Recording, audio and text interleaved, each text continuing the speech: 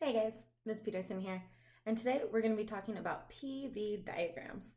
I'm not going to lie, this is one of those concepts in AP Physics 2 that was one of the hardest concepts for me to internalize once I started teaching this class. So hopefully this makes it so it's not as difficult for you guys.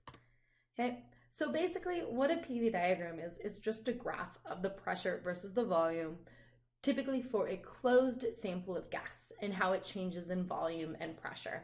It's used a lot in the fields of engineering when they're analyzing engines or pneumatics or anything like that. They're also used a lot in the medical field to look at how the blood is pumping in the heart or how your lungs are expanding and contracting. So that's what they're for. There are four main type of processes, four kind of vocabulary terms that you guys should know. There's isothermal, exactly what it sounds like, constant temperature. On a PV diagram, there are these hyperbolic lines that show that inverse relationship between pressure and volume at constant temperature. So these will normally be drawn in for you guys or defined as an isothermal line. They're called the isotherms. There's also isobaric processes, which happen at a constant pressure. On a PV diagram, those are going to be straight lines at a constant pressure, okay? Isovolumetric, also called isochoric. Ooh, I spelled that wrong. But those are ones with a constant volume. It's actually spelled like this. So the volume stays constant. It's going to be a vertical line on your PV diagram. Then there's also adiabatic. Adiabatic means it's an insulated system. There's no exchange of heat energy, this Q term in our main equation for PV diagrams.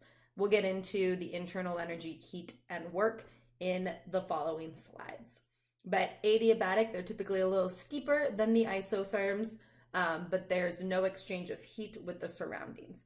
Note that means that it does change temperature. Okay, you can change temperature without exchanging energy with the surroundings. You can compress something really fast and heat it up, things like that. Okay, so first we're gonna talk about work. Okay, so work is the work done on a gas. It's most closely related to volume. So if the volume increases, we define that as negative work because the gas is using its energy to expand. Where if the volume decreases, we call that positive work because the surroundings or something else is doing work and compressing the gas, giving it more energy. There are two ways to find it. If it's a constant pressure system, you can use this equation here. Negative P times delta V, okay? Note if delta V is always final minus initial. So if the final is bigger, this will be a positive number. So your work will be negative, meaning the volume increased, okay? Note this is also the same if you have a constant pressure or an isobaric process. It is the area under that curve, P times delta V. Now, if it's not at a constant pressure, this equation obviously won't really work. In that case, you would have to find the area under the curve.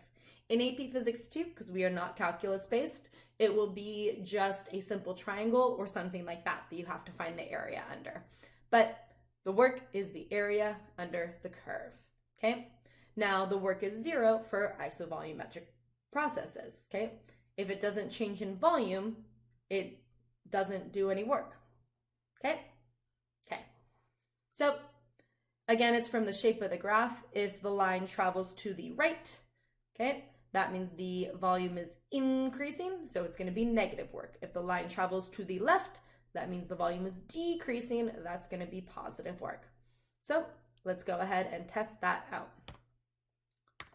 Okay, which of these PV diagrams show positive work? Okay, so for positive work, that is when it is compressing, when it's doing energies on it. So that would be 1. Okay. And so we're looking for lines moving to the left. Okay, here's 8. Okay, now negative work, that is when it is expanding. It's doing work. So it loses energy, negative work. So that's going to be 2 and 7 and 3. And then we have these two vertical lines here. Those are going to be the ones where the work is 0. It is not expanding or compressing, so no work is being done. Okay, cool? Okay, cool. Let's go into internal energy, delta U. Now, basically, for our purposes, okay, if we're talking about a monatomic ideal gas, the internal energy is the sum of all of the kinetic energies. That's where this equation comes into play. This equation is for the kinetic energy of one atom of a monatomic ideal gas. So really specific there. If it is not a monatomic ideal gas, it will give you likely another equation. But from this equation, if we multiply it by the number of atoms, okay, then we get this equation, N times 3/2, Kb times T, which N times Kb can also be rewritten as the number of moles times the gas constant. So that's where those two equations come from that are actually not on your equation sheet, but kind of helpful to know. So you'll notice in the equation, the energy is directly proportional to temperature. The internal energy only related to temperature. So internal energy directly proportional to temperature. Now, where's temperature on a PV diagram? Well, we know it has those isothermal lines. So the temperature is proportional to PV, okay? The pressure times the volume. This is the ideal gas law. When we're talking about one sample of a gas, the number of moles isn't changing. The gas constant is just that, a constant. So you can say temperature is proportional to PV, and therefore the PV is also proportional to the internal energy. So if the temperature increases, we call that a positive change in internal energy. And if the temperature decreases, we have a negative change in internal energy. And if we have an isothermal process, then there's no change in internal energy. So let's go ahead and put this to the test. Which of these PV diagrams shows an increase in internal energy, positive delta U? Decrease? No change. Okay. Let's go ahead and start with positive delta U. Note that these PV diagrams have those isothermal lines. So if we're looking for positive internal energy, we're going to look at one moving up, moving to a higher temperature. So it's not going to be this one. It is not going to be this one. This one is moving to a higher temperature. So that will have a positive delta U. This one is moving to a higher temperature, positive delta U. That one's moving to a lower. This one's moving to a higher, positive delta U. And this one's an isothermal. Both of these are isothermal. So let's just go ahead and write delta U equals 0 for those. And then you'll notice all of these are moving from T2 to T1. It is a negative delta U, negative change in internal energy. Okay, cool. Okay, cool. Now the last one. The last term we're going to talk about is Q, which is heat. Now this one is one of the most confusing ones on a PV diagram because there's no way to determine it directly. It also often gets confused with temperature. We think if we say heating it up, we mean the temperature is increasing, but that's not always true. You might remember back to chemistry class when you learned that boiling water is always at the same temperature, okay? Because that happens. Its volume is increasing, it's doing other things. There can be other things that heat energy can be doing other than increasing the temperature. So heat is not directly related to temperature, okay? But it is related to its interaction with the surroundings, okay?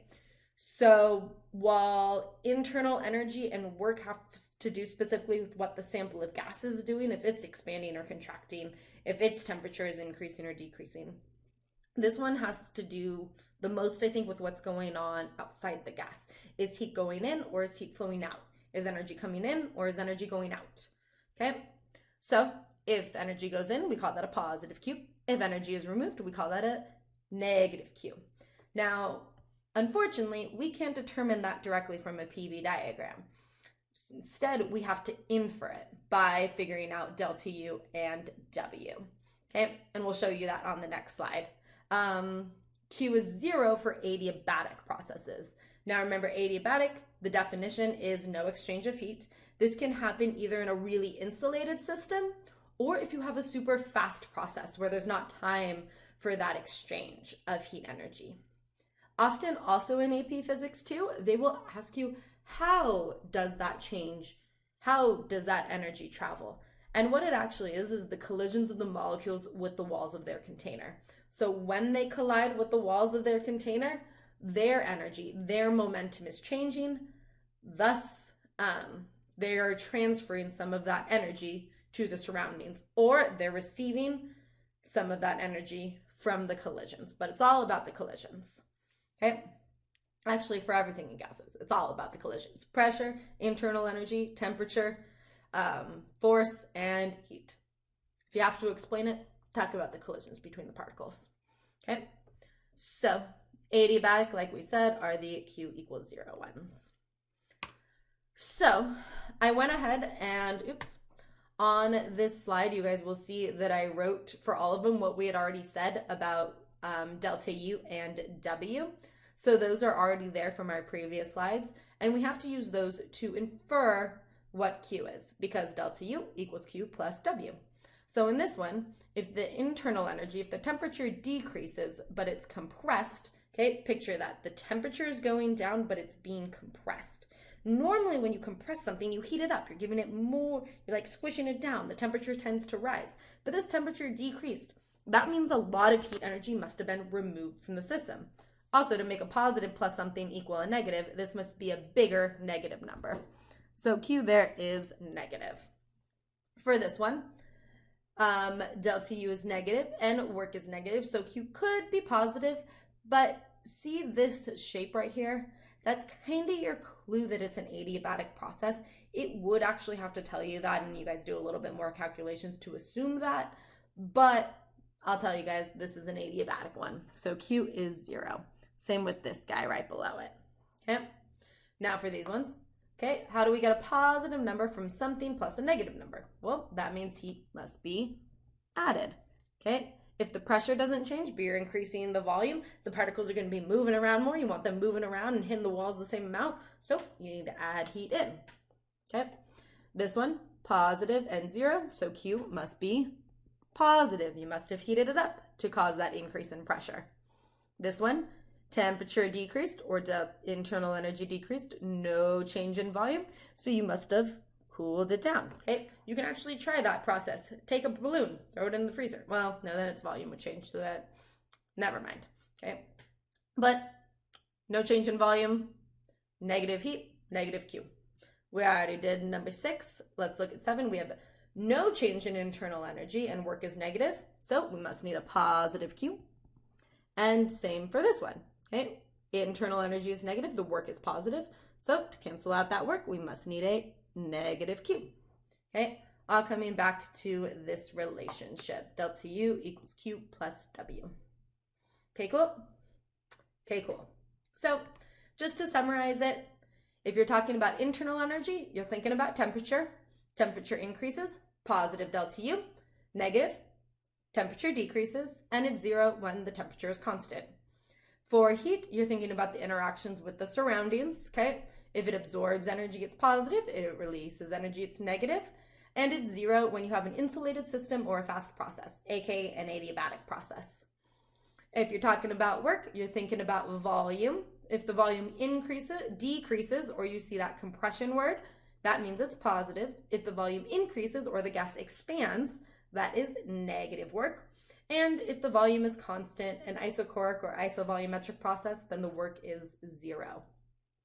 And most of these things you can kind of figure out conceptually too if you just picture the closed sample of gas, okay? Picture what's going on in there and how those are all related. You can also always apply the ideal gas law to help kind of conceptualize all of this, okay? Okay, so now let's get into an application problem. We have a cylinder with a movable piston containing 0.1 mole of a monatomic ideal gas, okay? So we're pretending this gas is perfect. The gas initially at state A can be taken through either of two cycles, either A, B, C, A, or A, B, C, D, A. Okay, so either this cycle right there or the whole square. Okay, and then we know the system Q from C to A is 685 joules along the curved path. Okay, so it's absorbing heat energy along the CA path. Work C to A is negative 120 joules along that path. Makes sense that it's negative because the volume is expanding. Delta U from B to A is 450 joules. Makes sense, it's gaining energy along that line. And then the work from A to B to C is 75 joules. So A to B is going to be no work, and then B to C is going to be 75 joules. Okay, so we can kind of picture that right there is your 75 joules. Okay, okay. So first question, we're gonna find delta U from C to A. This one's super easy because we have Q from C to A and the work from C to A. So delta U from C to A equals Q C to A plus the work from C to A. So we have, I'm going to go ahead and 685 plus, minus 120, and we get the answer of 565 joules. 565 joules. Okay, cool. Okay, cool. So I'm just going to go ahead and erase that work so I keep myself a little bit neater here. So this is 565 joules. Okay, now Q from A to B to C. Okay, so from A to B to C, we're looking for the heat energy added. Now we know the work done from A to B to C, and overall we're going from A to C, so we can relate that to the change in internal energy from C to A. Okay, the change in internal energy there is going to be opposite from A to C because it's based on temperature. We're still looking at that same difference in temperature, so we can use that number to answer the next one. So I'm going to go ahead and do the work over here. Again, it's delta U equals Q plus W. And if we're looking for Q, then we're going to have delta U minus W for that path, okay, equal to the Q. So from A to C, the Q is going to be negative, or the delta U is going to be negative 565 joules, okay? To go from C to A was increasing in temperature. To go from A to C, it's decreasing in temperature. And then they already told us the work along that path as 75. So minus 75 joules. And we get 565 plus, negative 565 minus 75. I got 640 joules, negative 640 joules. Okay, cool. Okay, cool. So again, I'm going to erase my work and then put my answer right there for you guys. Okay. So now the work from C to D to A. Okay, well, notice that the work from C to D is an isochoric or isovolumetric process. So the work from C to D is equal to 0. So really, we're just looking at the work from D to A. Okay, now from D to A, we have a convenient thing in that it's at the same volume. So we're just going to do negative P times delta V. So we have, don't forget the units. Watch your units on your axes when you're plugging in these numbers. Otherwise, your numbers will turn out a little funky and off by an order of magnitude. So we have I'm going to actually write this over here. So negative 6 times 10 to the 5th pascals times the change in volume. So the final volume, 1, minus the initial volume, 0.75. And these are both times 10 to the negative 3. Yep. So we plug that into our calculator. Negative 6 times 10 to the 5th times, putting in your parentheses, 1 times 10 to the negative 3rd minus 0.75 times 10 to the negative 3rd. And we get negative 150 joules. We expect it to be negative because it is expanding, so that checks out. Negative 150 joules. Okay, cool. Okay, cool. So again, I'm going to erase my work so that we can make room for all of this. Okay. It is negative 150 joules. And last but not least, Q from C to D to A. But on this one, we don't actually have enough information to figure it out quantitatively. We have the work, but we don't have the, do we have the change in internal energy from C to A? Oh yeah, we do. So if we have the change in internal energy and we have the Q, we could probably solve this out. Let's actually go ahead and do that. In the actual AP problem that I stole this from, it only asked for qualitatively. So let's go ahead and know that first. We have delta U equals Q plus W. Now from C to D to A, it increases in temperature. So we have positive delta U. In fact, we have positive 565 joules. Okay, Q is what we're looking for. The work done is the same as the work from D to A. That's what we found here. So negative, it is negative, specifically negative 150 joules. Okay, so Q must be positive, and it must be equal to 565 plus 150, 715 joules. Okay. 750 joules, and it is positive. Positive. It's not letting me write positive. Positive. Okay. Okay, cool. So that's how we can solve out PV diagrams quantitatively. Okay, cool.